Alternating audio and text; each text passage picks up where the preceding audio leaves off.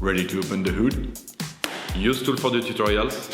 And for car parts, the right idea is the Mr. Auto app. Easy, fast, and with better prices than on the website.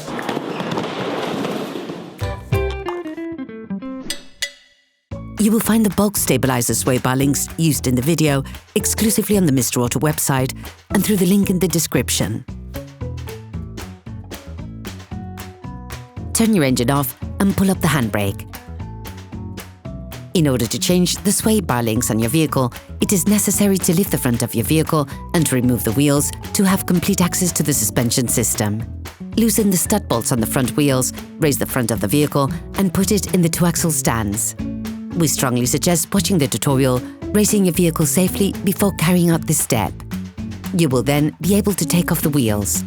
Don't forget to slide them under the vehicle.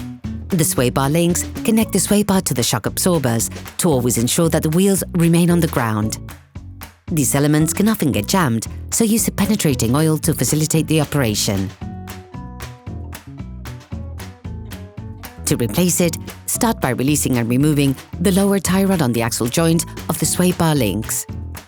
To do this, take a 60mm spanner and a 5mm Allen key.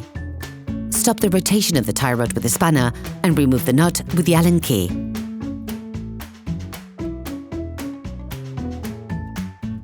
Repeat the operation on the upper tie rod. Remove the nut and then the sway bar link. It may be necessary to lever it off to make this part easier. Please support us, subscribe and like the video, that will be really cool. Take the new stabilizer bar link.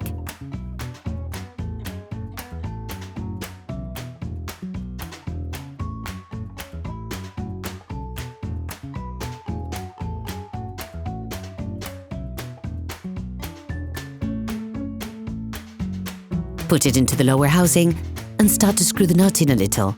Then insert the upper part. It may be necessary to lever it in so that it goes in properly. Put the second nut in. Tighten the nuts using a socket wrench and a 16mm socket.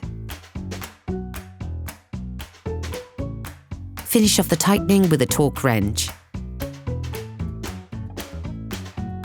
Then, you will be able to put the wheels back on your vehicle, putting it back on the ground before properly fixing them in place.